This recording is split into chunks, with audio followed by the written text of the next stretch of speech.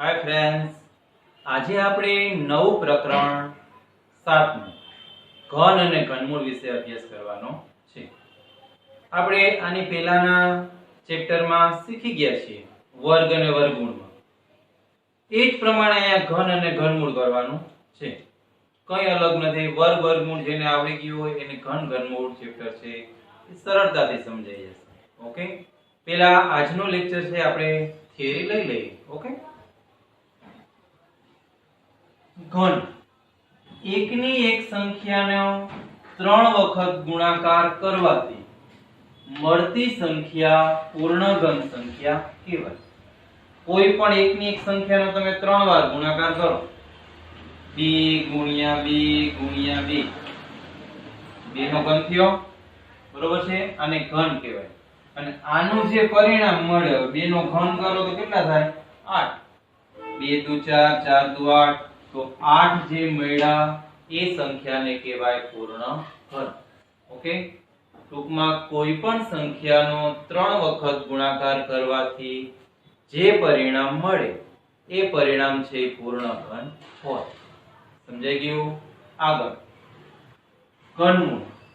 આપેલી સંખ્યા જે સંખ્યાનો ઘન છે તે સંખ્યાને આપેલી સંખ્યાનું ઘનમૂળ કહે છે. ઘનમૂળ દર્શાવવા આ સંકેતનો ઉપયોગ થાય છે. આપણે વર્ગમૂળ દર્શાવવું હતું ત્યારે માત્ર આટલો સંકેત કરતા હતા, પણ ઘનમૂળ દર્શાવવા માટે ઘણા છે આ જ ખાલી સંકેત રાખે છે. અહીંયા લખવાનું ભૂલી જાય 3, તો એ 3 તમે ન લખેલા હોય તો એ વર્ગમૂળ કહેવાય, 3 લખો તો એ ઘનમૂળ થઈ જાય. ઓકે,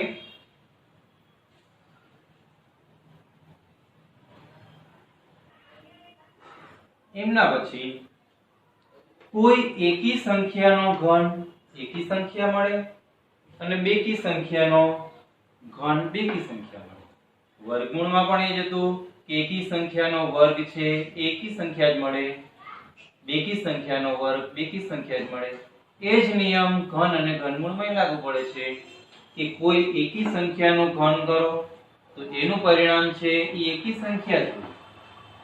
કોઈ બેકી સંખ્યાનો ઘન કરો છો તો એનું પરિણામ છે એ બેકી સંખ્યા જ હોય. ઓકે, આગળ પૂર્ણ ઘન ઋણ સંખ્યાનું ઘનમૂળ ઋણ સંખ્યા જ મળે. બહુ અગત્યનો નિયમ છે, આગળ જતા પણ ખૂબ કામમાં આવે એવો છે કે કોઈ તમે ઋણ પૂર્ણ ઘન સંખ્યા છે અને તમારે એનું ઘનમૂળ કાઢવાનું છે તો એનું પરિણામ પણ ઋણ જ મળે. દાખલા તરીકે -8 છે એનું ઘનમૂળ તમારે કાઢવું છે તો એનું ઘનમૂળ છે કેટલું નીકળે? તો કે એનું ઘનમૂળ છે -2 નીકળે. 8 નું ઘનમૂળ 2, અહીંયા ઋણનું ઘનમૂળ કાઢ્યું છે એટલે નિશાની અહીંયા ઋણની જ આવે. જ્યારે વર્ગમૂળમાં એવું હોતું નથી. સમજાઈ ગયું? તો હવે આગળ આપણે બીજા નિયમો છે એ જોઈએ.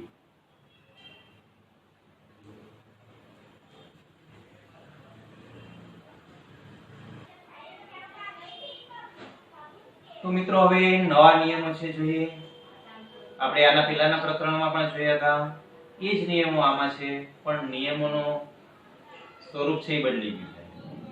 જો સંખ્યાના એકમનો ઈ જ સંખ્યાનો તમે ઘન કરો તો એ ઘનના એકમનો અંક કયો આવે એવો પ્રશ્ન છે. આવો પ્રશ્ન તમને ખાલી જગ્યામાં ટૂંકા પ્રશ્નોમાં જોડકા સ્વરૂપે પૂછી શકે છે, ખરા ખોટા સ્વરૂપે પૂછી શકે છે. ઓકે, અને 1 માર્કમાં તો 100% પૂછાશે જ. તો શું નિયમ છે? તો કે જે સંખ્યાના એકમનો અંક અને પછી ઈ જ સંખ્યાનો તમે ઘન કરો છો તો એના એકમનો અંક કયો મળે છે એ જોવાનું છે. જે સંખ્યાના એકમનો અંક 1 હોય અને એનો ઘન કરો તો એના એકમનો અંક છે ઈ જ મળે, 1 જ. જે સંખ્યાના એકમનો અંક 2 હોય એમનો ઘન કરો તો એના ઘનના એકમનો અંક છે એ 8 મળે. 3 હોય ત્યારે 7 મળે, 4 હોય ત્યારે એ જ સંખ્યા ફરી પાછી 4 જ મળે, 5 હોય ત્યારે 5 જ મળે, 6 હોય ત્યારે 6 જ મળે, 7 હોય ત્યારે 3 મળે, 8 હોય ત્યારે 2 મળે. ઓકે, 9 હોય ત્યારે 9 અને 0 હોય ત્યારે 0. સમજાણું? આ પ્રમાણે આના ઉપરથી તમે એક નવો નિયમ છે એ કાઢી શકો છો કે જ્યારે 2 હોય ત્યારે 8 મળે અને 8 હોય ત્યારે 2 મળે. 3 હોય ત્યારે 7 મળે અને 7 હોય ત્યારે 3 મળે. બાકી બધી સંખ્યાઓ 1 થી 9 ની છે ઈ ને ઈ જ હોય. 2 હોય ત્યારે 8 મળે, 3 હોય ત્યારે 7 મળે, 7 હોય ત્યારે 3 મળે, 8 હોય ત્યારે 2 મળે. એટલું જ યાદ રાખવાનું. બાકી બધાય સંખ્યાઓ છે જેમ હોય એમની એમ રહે. જે સંખ્યાઓ હોય એમનો ઘન કરીએ ત્યારે એકમનો અંક એ હોય, પેલી સંખ્યાનો એકમનો અંક પણ એ જ હોય. ઓકે, તો આ નિયમ છે ખાસ ધ્યાનમાં રાખવાનો છે. આ છેલ્લી લીધી ને આપણે, શૂન્ય હોય ત્યારે પણ શૂન્ય જ મળે. બીજો કે જે સંખ્યાના એકમનો અંક છે એ શૂન્ય હોય અને એ સંખ્યાનો ઘન કરો તો એના છેલ્લા 3 અંક છે એ શૂન્ય હોય. વર્ગમાં આપણે જોયું તો કોઈ પણ સંખ્યાનો વર્ગ કરો તો છેલ્લું એક શૂન્ય હોય તો એનો વર્ગ કરવાથી 2 શૂન્ય થઈ જાય. છેલ્લા 2 શૂન્ય હોય એનો વર્ગ કરવાથી 4 શૂન્ય થઈ જાય. તો અહીંયા એ જ નિયમ લાગુ પડે છે. કોઈ પણ સંખ્યામાં એકમમાં શૂન્ય હોય તો એનો ઘન કરવાથી છેલ્લા 3 અંક છે એ શૂન્ય મળે. ઓકે, તો હવે આપણે એમના પછીના દાખલા જોઈએ. તો સ્વાધ્યાય 7.1 નો હવે આપણે પહેલો પ્રશ્ન જોઈએ. નીચેનામાંથી કઈ સંખ્યા પૂર્ણઘન નથી? કઈ પૂર્ણઘન સંખ્યા છે, કઈ સંખ્યા પૂર્ણઘન નથી, એવું આપણે અહીં જણાવવાનું છે. એકદમ સરળ છે. સૌથી પહેલા આપણે 216 ના અવયવ પાડવાના. 2 થી ભાગાશે 108,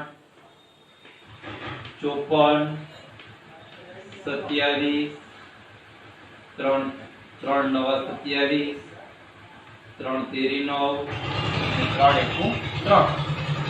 બરોબર. હવે આપણે 216 એના જે અવયવ પાડ્યા એ બધા લખીએ. 2 છે કેટલી વાર આવે છે? 3 વાર. 3 છે કેટલી વખત આવે છે? 3 વાર. ઓકે, તો પૂર્ણઘન છે એવો પ્રશ્ન છે એટલે આપણે 3 3 ની જોડી બનાવવાની. પૂર્ણ વર્ગ છે એવું કીધું હોય તો 2 ની જોડી બનાવવાની, કારણ કે એવો પ્રશ્ન આપણે આગળ આવી ગયેલો છે. ઓકે, તો આપણે પૂર્ણઘન છે એવું જણાવવા માટે 2 3 ની જોડી બનાવીએ તો 2 નો ઘન.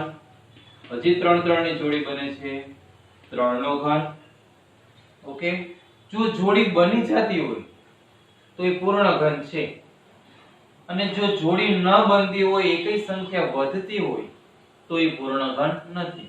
અહીંયા તો બધી જોડી બની જાય છે, જોડી બનતા એક પણ સંખ્યા વધતી નથી, તો એ પૂર્ણઘન છે. માટે પૂર્ણઘન છે. એમના પછી 128. પેલા તો એમના ભાગ પાડીએ આપણે.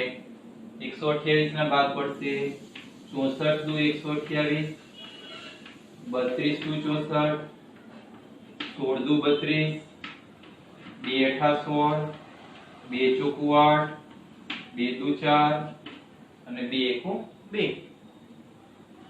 તો 128 માં 1 2 3 4 5 6 અને 7 વખત 2 આવે છે.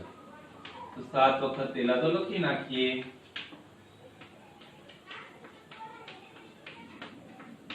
ઓકે, તો પૂર્ણઘન છે એ જવા માટે આપણે 3 3 ની જોડી બનાવીએ. તો 3 3 ની 2 જોડી બને છે. 2 નો ઘન ગુણ્યા 2 નો ઘન. 3 3 ની જોડી બનતા છેલ્લે એક વખત 2 વધે છે. એક પણ વખત વધવા જોઈએ નહીં. જો વધતા હોય, જોડી ન બનતી હોય તો એ સંખ્યા પૂર્ણઘન નથી. લખી નાખીએ પૂર્ણઘન નથી.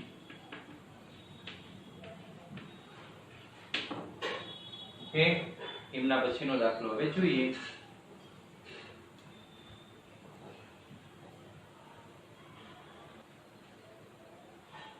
તો હવે આપણે ત્રીજી રકમ છે તમારા માટે બાકી રાખી છે, એની ગણતરી તમે કરજો. આપણે ચોથો પ્રશ્ન જોઈએ. 100 છે પૂર્ણ ઘન છે કે નહીં જણાવવાનું છે. સૌથી પહેલા 100 ના ભાગ પાડીએ. 50 દુ 100, 25 દુ 50, 25 25, 5 એકુ 5. ઓકે, તો 100 ના ભાગ પડ્યા આપણે. 2 છે કેટલી વખત આવ્યા? 2 વખત. 5 છે કેટલી વખત આવે છે? 2 વખત. તો મિત્રો આ એક પૂર્ણ ઘન છે કે નહીં કયો જોઈ તમે? જોડી તો બની જાય છે ને? તો છે ને, જોડી તો બની જાય, પણ આપણે 2 ની જોડી નથી બનાવવાની, 3 3 ની જોડી બનાવવાની. બરોબર છે? તો 2 માંય 3 વખત નથી આવતા, 5 પણ 3 વખત નથી આવતા, પૂર્ણ ઘન નથી. પૂર્ણ ઘન નથી. ઓકે, એમના પછી આગળ 46656 સંખ્યા મોટી છે, ભાગ ઘણા બધા પડશે. તો સૌથી પહેલા આપણે 2 થી ભાગ હલાવીએ તો આવશે 23328.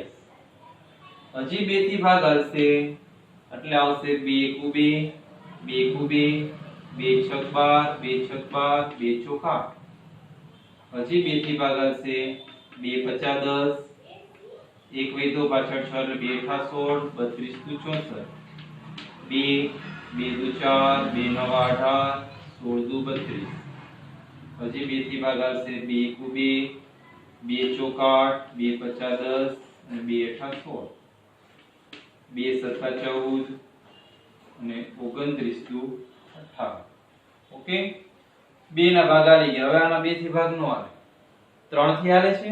જોઈએ, 9 ને 2 11, 11 ને 7 18, 18 છે એને 3 વડે નિશેષ ભાગી શકાય. તો આખી આખી સંખ્યાને 3 વડે નિશેષ ભાગી શકાય.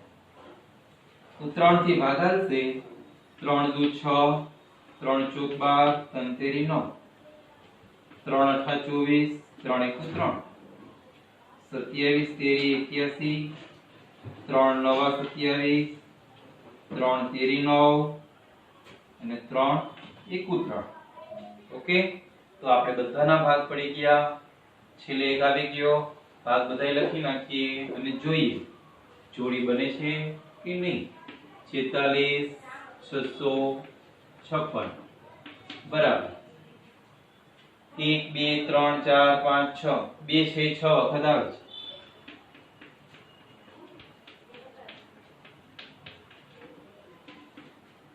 3 1 2 3 4 5 6, 3 પણ 6 વખત આવે છે.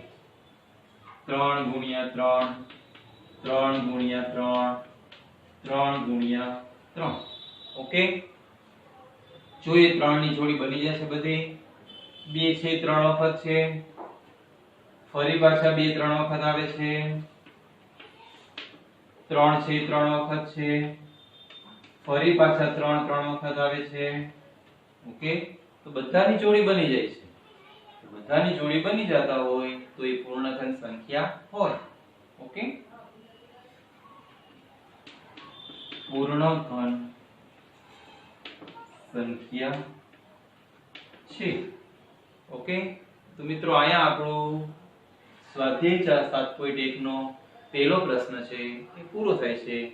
હવે પછીનો બીજો ત્રીજો પ્રશ્ન છે એ આપણે આના પછીના લેક્ચરમાં લેશું. Okay, thank you.